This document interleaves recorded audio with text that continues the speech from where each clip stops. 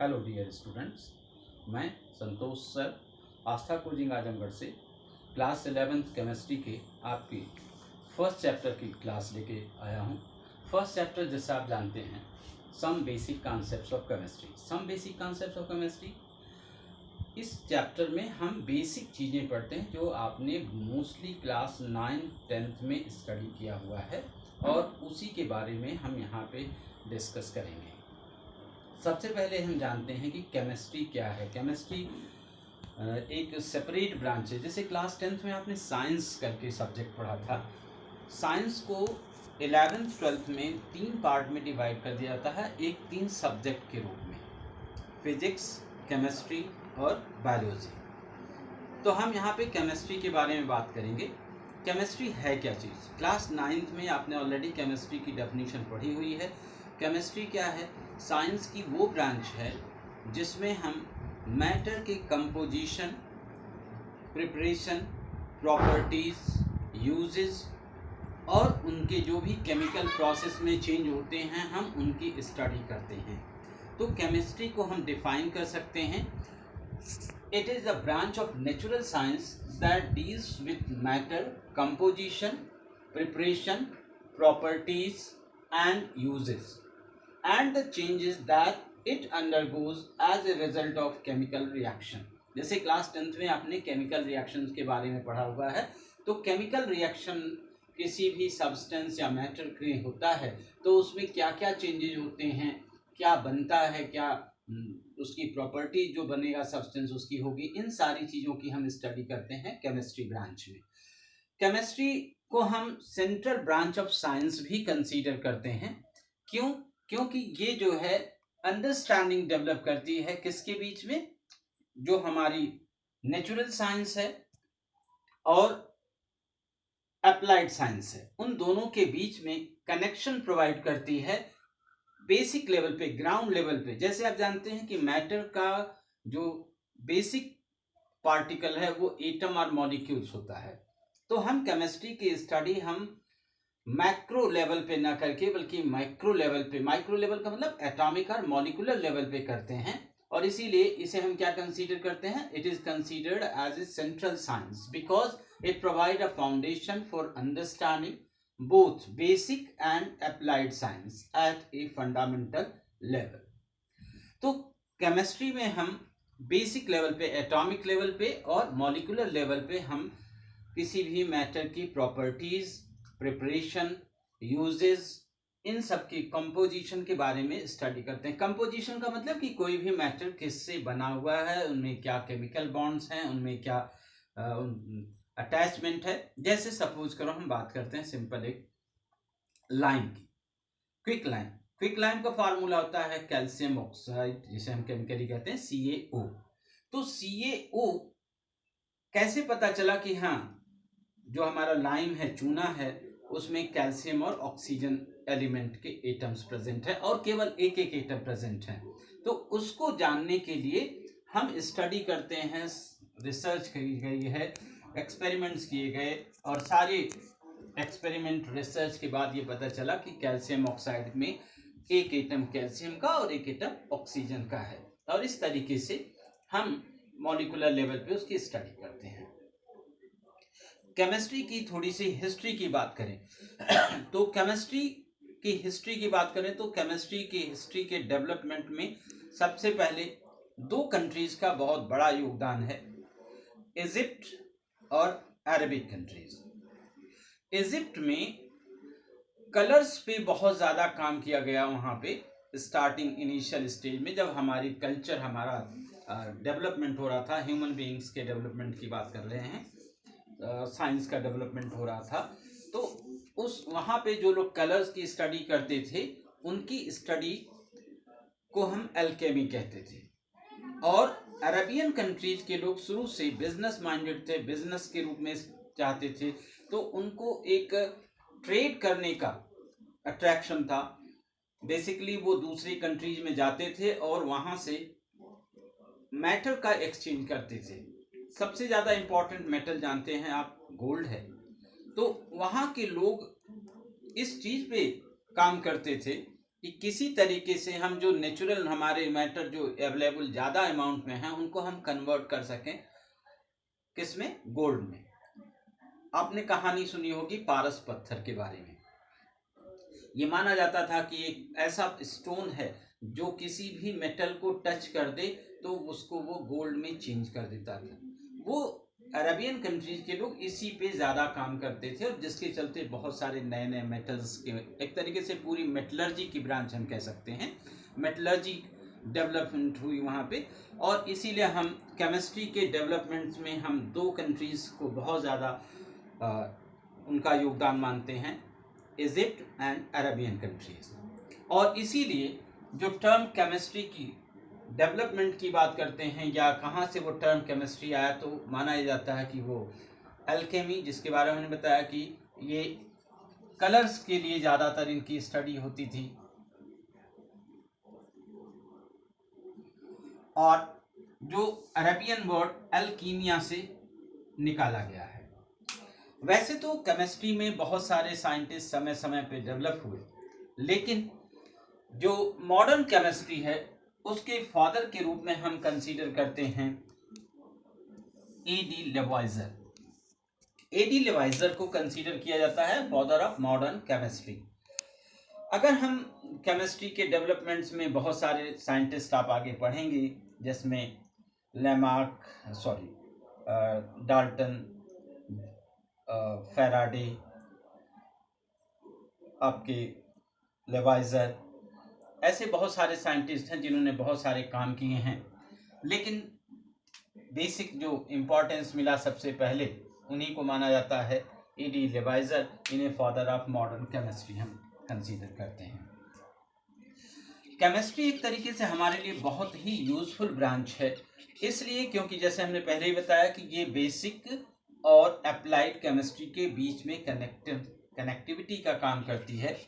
और इसलिए हम थोड़ा सा फोकस करते हैं ब्रांचेज ऑफ केमिस्ट्री में। ब्रांचेज ऑफ केमिस्ट्री को हम मेनली दो पार्ट में पहले डिवाइड कर सकते हैं, मेन ब्रांच और अप्लाइड ब्रांच। मेन ब्रांच और अप्लाइड ब्रांच में अगर हम बात करें तो मेन ब्रांच का मतलब जो आप अपने लेवल पे आप पढ़ेंगे और जो बेस होता है उसे हम कहते हैं मेन ब्रांच। मेन ब्रांच में हमारे पास तीन ब्रांचेज स्टडी करते हैं, फिजिकल केमिस्ट्री, इनऑर्गेनिक केमिस्ट्री और ऑर्गेनिक केमिस्ट्री।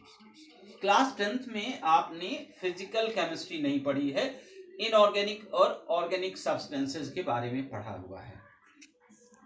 यहाँ पे एक तीसरी ब्रांच आपको मिलती है फिजिकल केमिस्ट्री। फिजिकल केमिस्ट्री में हम स्टडी करते हैं किसकी, जो भी फिजिकल प्रिंसिपल्स इन्वॉल्व होते हैं केमिस्ट्री की स्टडी में, उस पूरे ब्रांचेस को हम क्या कहते हैं, फिजिकल केमिस्ट्री कहते हैं। कहने का मतलब हम डिफाइन कर सकते हैं कि it is a branch of chemistry which deals with the study of physical principles involved in chemistry.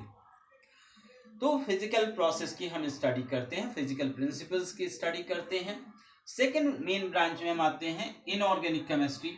जैसे क्लास 10th में आपने पढ़ा था कि जितने भी मैटर हैं उनको हम दो पार्ट में डिवाइड करते हैं, inorganic compounds and organic compounds. जैसे कि नेचर में आप जानते हैं नियर अबाउट 118 एलिमेंट्स हैं, और उन 118 एलिमेंट्स में से कार्बन एक ऐसा एलिमेंट्स है जो 50 लाख कंपाउंड के आसपास बनाता है, और बाकी जो एलिमेंट्स हैं वो 5 to 10 लाख कंपाउंड बनाते हैं। तो इसलिए हमें दो ब्रांचेस करनी पड़ी। इनऑर्गेनिक केमिस्ट्री कहने का मतलब कार्बन को छोड़ करके बाकी जितने भी एलिमेंट्स हैं उनके कंपाउंड्स की स्टडी हम करते हैं जिस ब्रांच में, उसे हम क्या कहते हैं, इनऑर्गेनिक केमिस्ट्री। और इसको आप डिफाइन कर सकते हैं कि it is the branch of chemistry which deals with the study of inorganic substances or compound। उसी तरीके से ऑर्गेनिक केमिस्ट्री को हम डिफाइन कर सकते हैं कि it is the branch of chemistry which deals with the study of organic compounds. Carbon के कंपाउंड्स की हम जहां स्टडी करते हैं उस ब्रांच को हम कहते हैं ऑर्गेनिक केमिस्ट्री। क्यों? क्योंकि कार्बन के कंपाउंड्स को ही मेनली हम कहते हैं ऑर्गेनिक कंपाउंड्स। क्लास 10th में भी कुछ क्लियर हुआ है, और क्लास 11th में भी जब आप आएंगे तो क्लास 11th में जो हमारा सेकंड बुक है, सेकंड बुक में 2 चैप्टर्स ऑर्गेनिक केमिस्ट्री से रिलेटेड हैं, जो कि ऑर्गेनिक कंपाउंड्स के बारे में हम वहाँ पे स्टडी कर देंगे। तो वहाँ पे हम डिटेल में जानेंगे कि ऑर्गेनिक कंपाउंड्स एक्चुअली होता क्या है। ये तो 3 मेन ब्रांच रहे, कौन कौन से? फिजिकल केमिस्ट्री, इनऑर्गेनिक केमिस्ट्री और ऑर्गेनिक केमिस्ट्री। अब हम बी पार्ट में आते हैं, जिसको हमने शुरू में बताया, अप्लाइड केमिस्ट्री। अप्लाइड केमिस्ट्री का मतलब क्या होता है?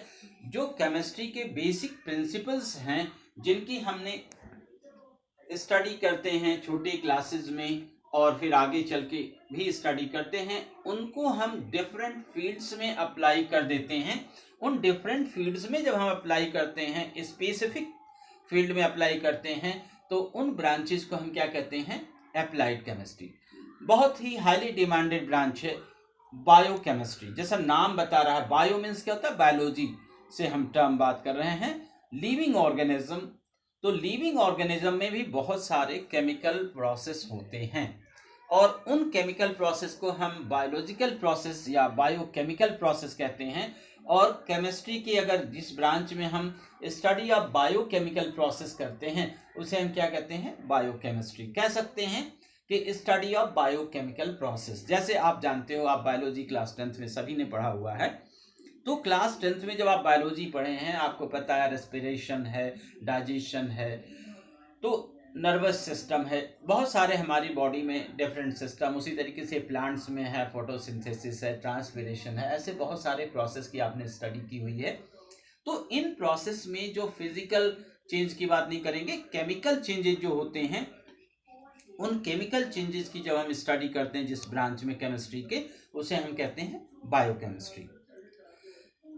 केमिस्ट्री की जो अगर हम ब्रांचेस की यूज की बात करें, तो बायोकेमिस्ट्री बहुत ही आपके लिए इंपॉर्टेंट ब्रांच आगे की कैरियर के रूप में भी आप ले सकते हैं।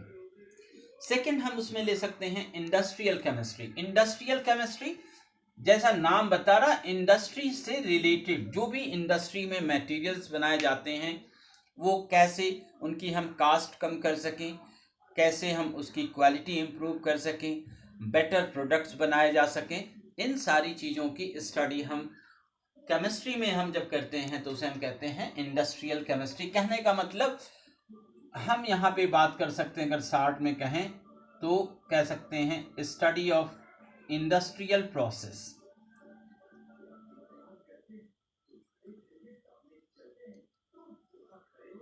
Study of industrial process. तीसरी ब्रांच आते हैं जियो केमिस्ट्री। जियो का मतलब होता है अर्थ। कंपनी जियो मत समझ लेना, जियो अर्थ से रिलेटेड है, पृथ्वी से। आप जानते हो कि पृथ्वी में, अर्थ में इंटरनल पार्ट में बहुत सारे एलिमेंट्स, मेटल स्पेशली खास करके, जो हमारे लिए बहुत इंपॉर्टेंट हैं। तो अर्थ में कंटिन्यूअस बहुत सारे एलिमेंट्स, मेटल प्रेजेंट हैं, जिनके आप जानते हो कि हाई टेम्परेचर, हाई प्रेशर पे वहाँ कुछ न कुछ फिजिकल और केमिकल चेंजेस होते रहते हैं। तो उनकी स्टडी हम जिस ब्रांच में हम करते हैं, उसे हम क्या कहते हैं? जियो केमिस्ट्री। जियो केमिस्ट्री अगर आप कहना चाहें तो study of chemical process in earth.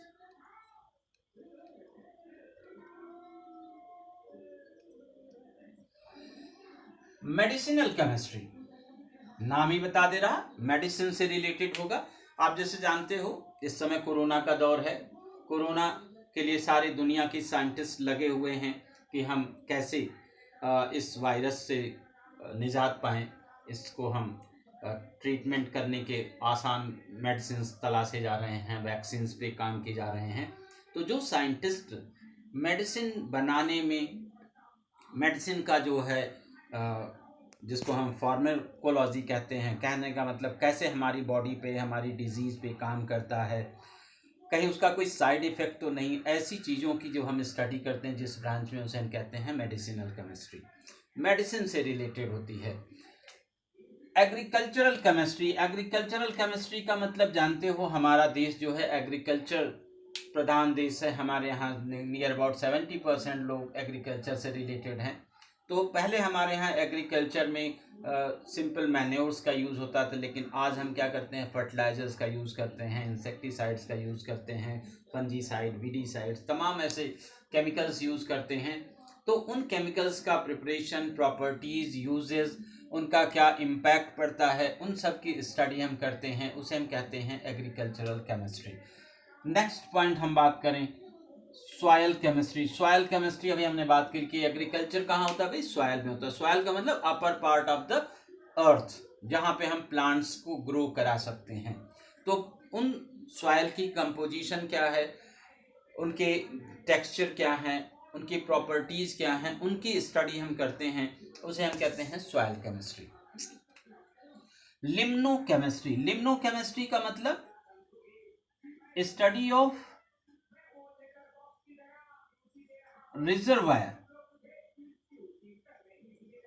Reservoir का मतलब जैसे हमारे लेक्स हैं, रिवर्स हैं, जो एक तरीके से हम कह सकते हैं वाटर के जो स्टोरेज सेंटर्स हैं, उनकी स्टडी जहां पे हम करते हैं, उस ब्रांच को हम कहते हैं लिम्नो केमिस्ट्री। Phyto chemistry. फाइटो का मतलब होता है प्लांट्स। प्लांट्स में जो केमिकल प्रोसेस होते हैं, अगर हम उसे स्टडी करते हैं, उसे क्या कहेंगे, फाइटोकेमिस्ट्री। Polymer chemistry. पॉलीमर, जैसे आप जानते हो, आज जो हमारा एज चल रहा है, इसे हम पॉलीमर एज कह सकते हैं। क्यों? क्योंकि प्लास्टिक जो मोस्टली आज हमारी पूरी लाइफ डिपेंड है प्लास्टिक पे। हम हर मोमेंट पे कोई ना कोई मटेरियल जो भी यूज़ करते हैं वो प्लास्टिक का बना। प्लास्टिक क्या है? एक पॉलीमर है। पॉलीमर होता क्या है? सिंपल मॉलिक्यूल्स को हम परस्पर ऐड करके, एक दूसरे के साथ ऐड करके लार्ज मॉलिक्यूलर मास के कंपाउंड्स बनाते हैं, जिनकी प्रॉपर्टीज डिफरेंट होती है जिसे हम स्टार्टिंग मटेरियल से, रिएक्टेंट से, तो उसे हम पॉलीमर कहते हैं। और उनकी स्टडी जहाँ पे करते हैं उसे हम क्या कहते हैं? पॉलीमर केमिस्ट्री कह सकते हैं, study of polymers. Nuclear chemistry. Nuclear chemistry आपने जैसे एटॉमिक स्ट्रक्चर पढ़ा होगा है। एटॉमिक स्ट्रक्चर में आप जानते हैं कि सेंट्रल पार्ट जिसे हम कहते हैं न्यूक्लियस कहते हैं, और न्यूक्लियस में बहुत सारे पार्टिकल्स पाए जाते हैं, जैसे प्रोटॉन है, न्यूट्रॉन है। अगर हम कोई एक ऐसा प्रोसेस कराएं जिससे कि न्यूक्लियस में चेंज हो, और इस न्यूक्लियस चेंज में कुछ एनर्जी रिलीज होती है जिसे हम न्यूक्लियर एनर्जी कहते हैं, जिसके बेस पे आप सुना होगा आपने थर्मल एनर्जी के अलावा जो अदर सोर्सेज ऑफ एनर्जी हैं, जिसे हम न्यूक्लियर एनर्जी कहते हैं। न्यूक्लियर पावर प्लांट्स इस्टेब्लिश किए जा रहे हैं हमारी कंट्रीज में, तो उनकी स्टडी हम जहाँ पे करते हैं, न्यूक्लियर एनर्जी, न्यूक्लियर स्टेशंस, इन सब चीज़ों की, उसे हम न्यूक्लियर प्रोसेस की, उसे हम क्या कहते हैं? Nuclear chemistry. Space chemistry. Space का मतलब आप जानते हो यूनिवर्स से बात हम कर रहे हैं। यूनिवर्स में जो भी चेंजेस होते हैं, वहाँ पे जो भी एरोस्पेस वगैरह जाते हैं, उनकी स्टडी जहाँ पे हम करते हैं वो उसे स्पेस केमिस्ट्री कहते हैं। और लास्ट में एक बहुत ही मॉडर्न ब्रांच है जिसके बारे में हम आपसे बात करेंगे, ग्रीन केमिस्ट्री। ग्रीन केमिस्ट्री क्या है? जैसे आप जानते हो इस समय हम लोग सबसे ज़्यादा सफ़र करते हैं पॉल्यूशन से। पॉल्यूशन एक मेजर प्रॉब्लम है पूरी दुनिया के लिए। तो केमिस्ट्री में हम ट्राई ये करते हैं कि जो भी आज हम फ्यूल यूज़ करें, इंडस्ट्रियल प्रोसेस, ऑटोमोबाइल्स, जो भी हम यूज़ करते हैं, कुछ ऐसी टेक्निक यूज़ करें जिससे हम इन हैजार्डस मटेरियल को कम कर सकें, जो हमारे लिए हार्मफुल हैं, पॉल्यूटेंट्स जिसको हम कह सकते हैं। पॉल्यूटेंट्स को मिनिमाइज करने की कोशिश की जाती है, उसकी स्टडी जहाँ पे हम करते हैं उसे हम क्या कहते हैं? Green chemistry. और इसके बारे में हम और डिटेल में स्टडी करेंगे जब हम लोग सेकंड बुक में हाइड्रोजन चैप्टर की स्टडी करेंगे। हाइड्रोजन चैप्टर में ग्रीन केमिस्ट्री आपको मिलेगी फिर से। इसके अलावा भी बहुत सारे अप्लाइड ब्रांचेज हैं, बट जो आपके लिए कुछ इंपॉर्टेंट ब्रांचेज थे हमने उसी को डिस्कस किया। आगे की जो टॉपिक्स हैं उनको हम अगले वीडियो में डिस्कस करेंगे। आज के लिए थैंक यू।